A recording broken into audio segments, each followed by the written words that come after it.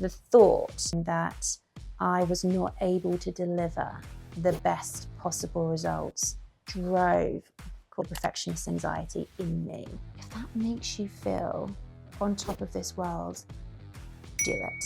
Every feedback has value. Every feedback can teach you something. I get the best result for my people. Simple as that.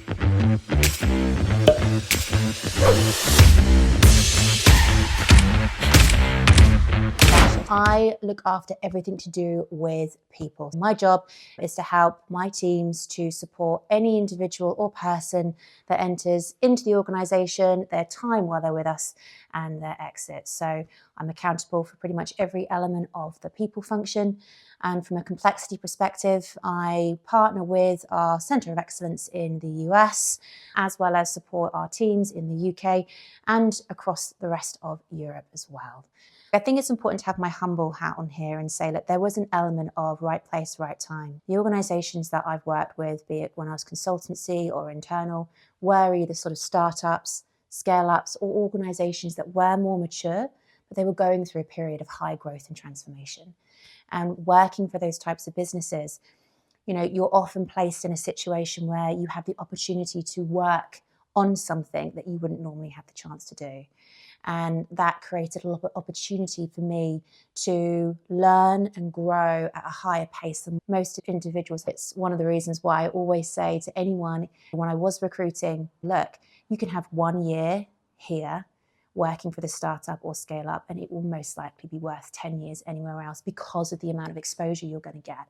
So again, humble hat on there, right place, right time. I've worked with some amazing organizations that have given me the opportunity to grow.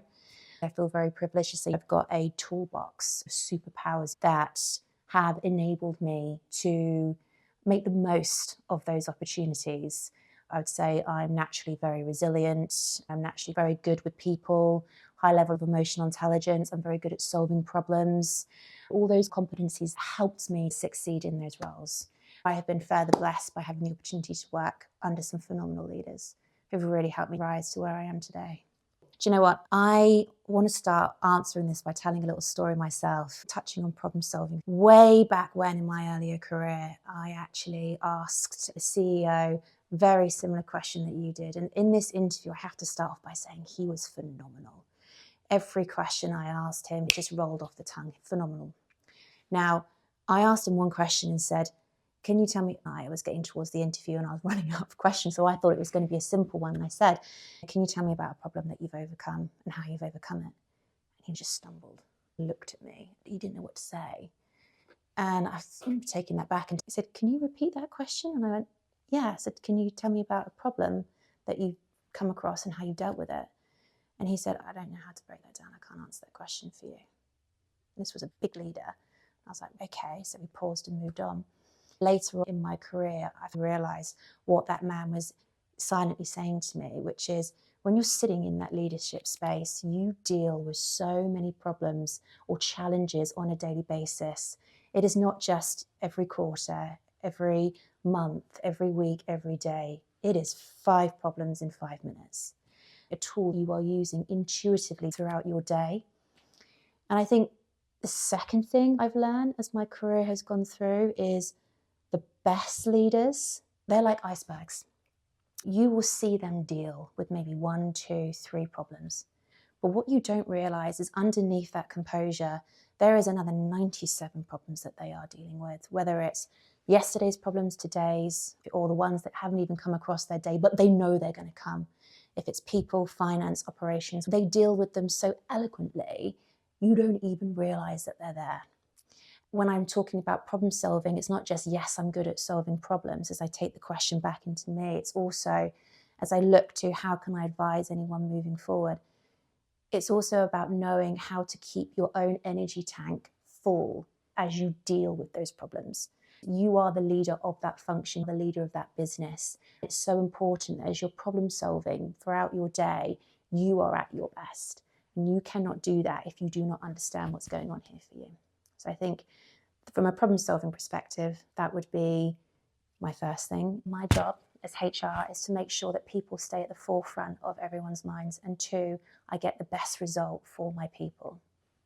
Simple as that.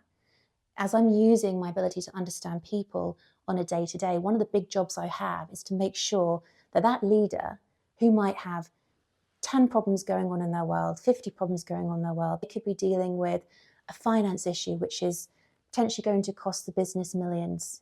They could be dealing with an operational problem which, if we don't solve, could impact our capability to work in that space or in that country for the next 2 years. These are the kind of problems that they're dealing with.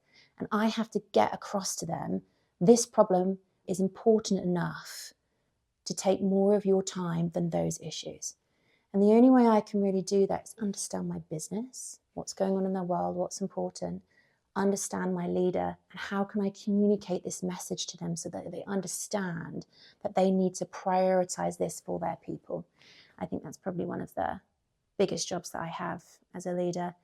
And the other one is simple. The more I understand my people, the better I can be for them, the better results I can get for them. When I grew up in my career, particularly earlier on, I learned a lot of what I do today on the job. I've got a little phrase for myself, I call it homegrown. So my career was based on a foundation of learning on the job. And sometimes when you don't have that experience and you're thrown in the deep end, it's a little bit harder for those individuals that don't have that starting block. But I think if I was to give advice on how you deal with that situation where you are trying to lead on the job and do so confidently, having that inner self-belief is probably the most critical thing you can do when trying to lead and convince others that you have the capabilities to lead. Now, there are some easy things I could have given you, which says, manage your expectations of the people you're reporting into and your wider business, know your detail. And if you don't know it, learn fast. Detail is king. But I think really and truly, if you are a woman in business and you are looking to take on something new, the first step is you have to have full confidence in your own toolkit. What superpowers do I bring to the table? What is my capability? And if you have that inner knowledge and you have that inner worth and you have that inner self, sometimes it's hard earned, by the way. It doesn't just come to you naturally. I think that is the building block for success to then help you, no matter what your business world faces you, overcome those new journeys. In my time, I've seen so many leaders do this in so many different ways. If I was just to say one thing, but I think for me, as my own personal self, as I'm building my own brand as a leader, I would say it's honesty and authenticity. As a leader, what I like to bring to the table is if you sit down with me in a formal or informal setting, you will get the same Kimberly, no matter where you are. And I also carry that to if you're the janitor or a graduate or a C-suite, that person, those people will get the same Kimberly no matter where they go. And for me, I think that authenticity is really important, particularly for building rapport and for building trust. But I do think there's maybe a second piece around that. It's not just specifically within HR, but for the sake of ease, I'll keep it there, which is you imagine you want to bring yourself forward. I want to be authentic with you. I want to be honest with my leaders. There are situations in business where you can't always be as open and transparent with your people as you want to be for certain different reasons. I think that's the harder piece. And so, and again, this is more of a journey that I've learned over time. I think one of the things that's really helped me is to bring out that confidence to know, hey, this is what I can speak to you about. Okay, this is what's available for me. This within your free range. You are going to get in that space. You are going to get authentic, real Kimberly. But I cannot talk to you about this space over here. This was actually based on, again, earlier on in my career. And I remember the moment that it first happened. And I was literally just walking through a corridor. I overheard it. And it was like someone had just hit me with a ton of bricks. And I had this feeling of, is that the case? Fear, hurt, disappointment, but also kind of like this voice of, is that the reason that I have got where I've got today? That self-doubt message really did stay with me for quite a long time. And I think as you progress in your career, you learn over time what noise do you want to take on board and what do you not. And I think that's really important. And anyone that works in psychology or gets any involved in that phase, basic stereotype principle, the brain takes on so much information, it has to put stuff into groups, has to put people into groups or categories to simplify it down. Okay. If the person or group you are working with has chosen to put you into that category, you've got a choice to make. Is there any basis on that? Do I need to get to know that group better so that they can see the real side to me and what I actually really do bring to the table? Or is it that for whatever reason, they might be making those assumptions? Perhaps they might be dealing with some stuff in their own world. They might be dealing with their own challenges. But whatever it is, they are not necessarily the right people for you to be around. And I think if you're dealing with option 2, one of the things that I've learned as a woman in business is don't be afraid to actually stand up and go, do you know what? You're not the right group of people for me. You are not the right people to help me build my success. I am going to walk away. And I think sometimes women don't necessarily have the confidence to put their hand up and say that or make the move. And my biggest fear in life is that someone, whether it's my young nieces or some of the fantastic women that I've seen come up and starting in their career, is to sit and fester in that space and believe that is the only thing they can bring to the table. I think for any woman who's had this feeling, you will know that it's very rarely something that you just flick a switch and it's dealt with the next day. It's always a journey. On my journey, it was understanding what was driving that for me. If I'm really vulnerable and honest, what was it? I am a natural perfectionist. I like to get things done to the best standards, at the best possible way, quickest way possible. And the thought at that point in time that I was not able to deliver the best possible results drove called perfectionist anxiety in me. It took a long time for me to manage that. And I think the way I did it was I learned my filters. I learned what noise served me, i.e., what is it that I'm hearing either in myself or around me that has value for me, adds value to my growth, adds value to my day. One bucket. Second bucket, what noise either in my head or externally isn't serving me? What is not making my day that little bit better? Close down doors, move aside. If I think about the moment where that really got cemented for me, I call it the incompetent story, but I was working, he's actually a phenomenal leader, but I was working on a project, something I'd never done before. And I remember sitting down in this catch-up meeting and he said to me, Kimberly, I know you haven't done this before, but we've been doing this now for like 3 weeks. He said, you're incompetent. I need you to get better quickly. And I remember freezing in that meeting. What have I just heard?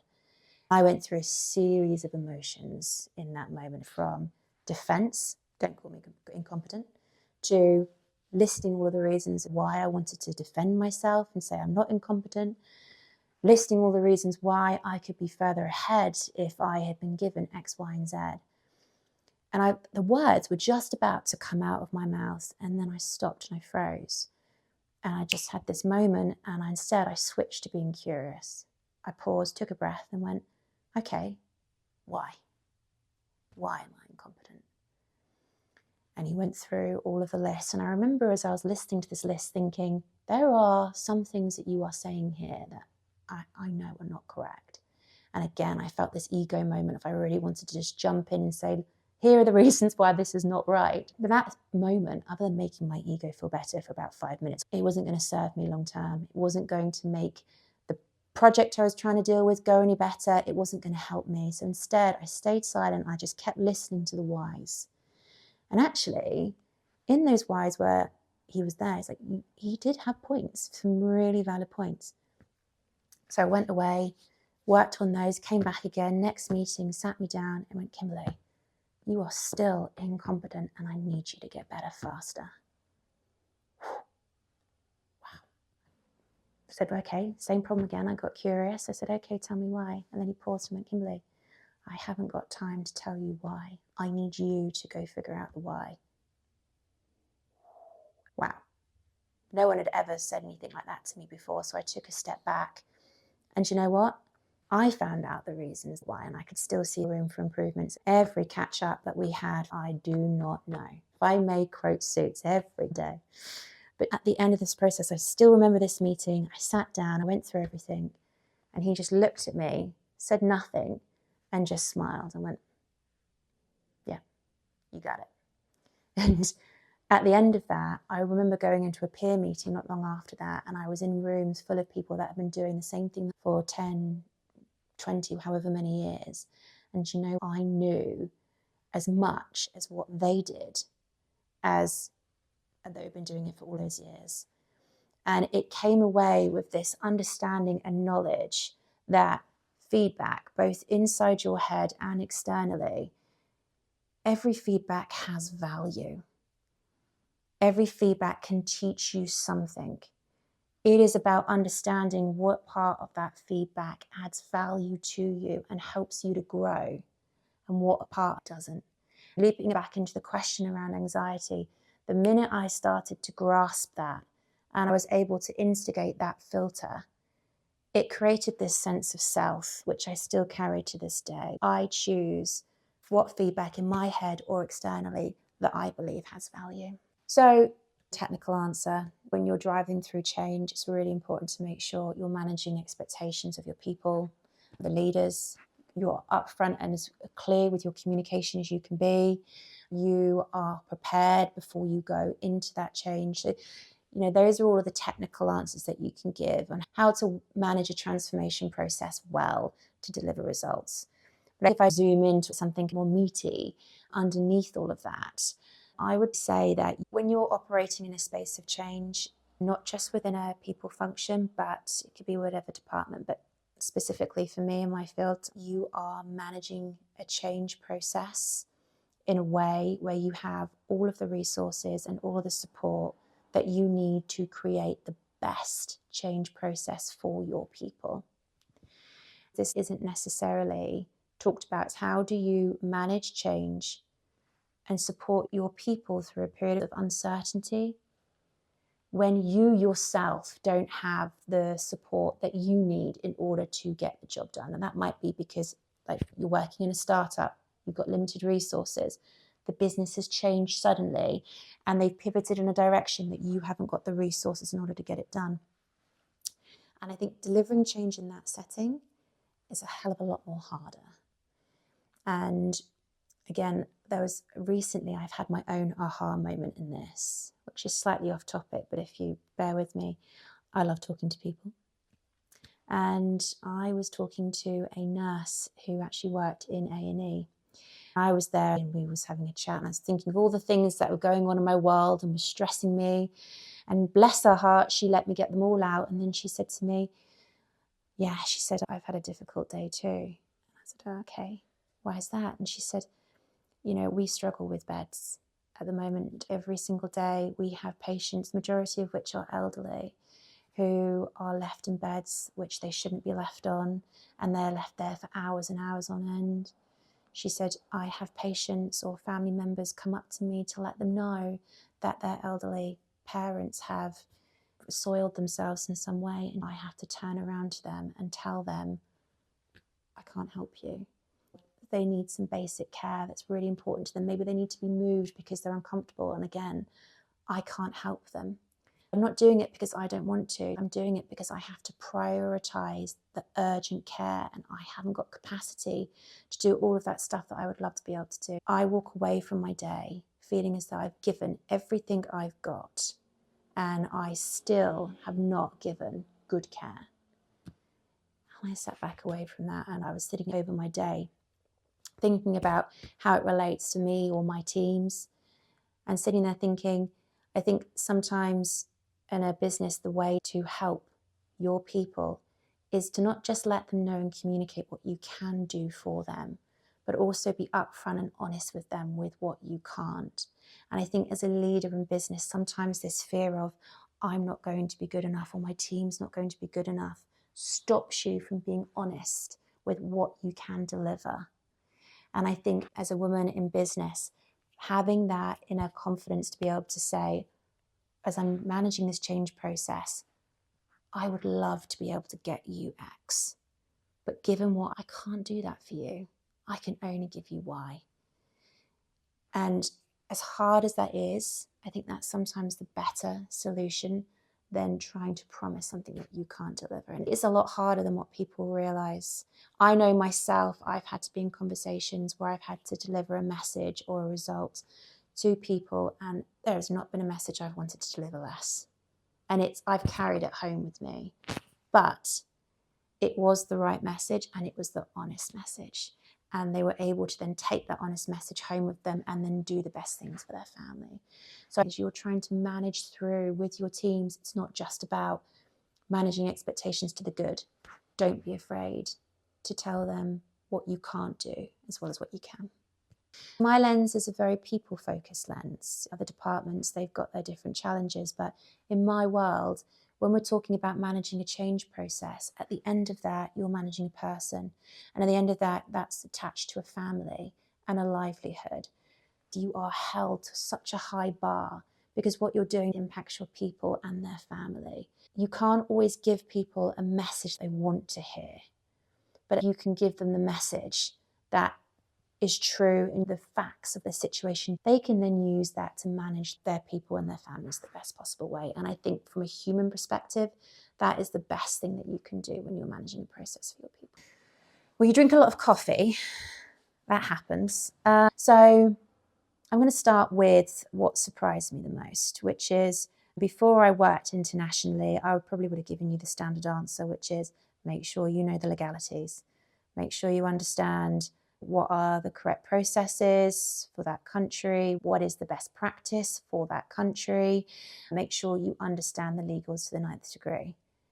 However, don't underestimate the impact or the cultural differences in each of those people, in each of those countries, in each of those populations.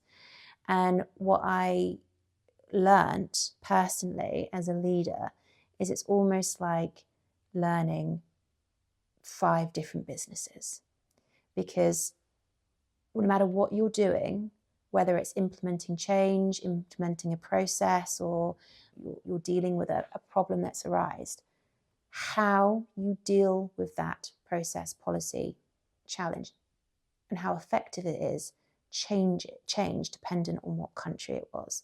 And it's because the cultural difference between countries means that the recipe for success is different. And do not underestimate the importance of that recipe.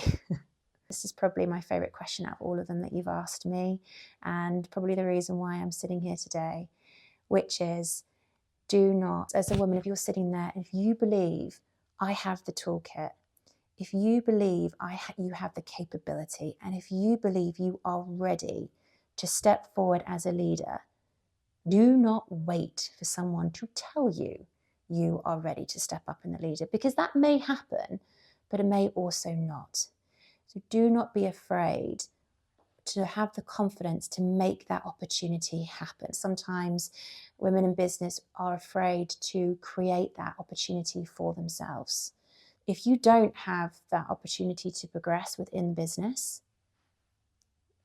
ask. Is it there? If it's not, look at another organisation that can give you that. If it is that you've got a manager that for whatever reason doesn't believe that you have that capability to lead and that you're ready, but you believe that you are, trust your gut and your instinct. If you can't get that leader to listen, find yourself a new leader.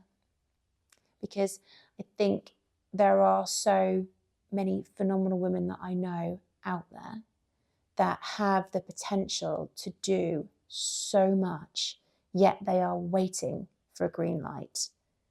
And you know what? Sometimes I wish I could just take that paintbrush for them and be like, no, it's amber now, it's green, you go.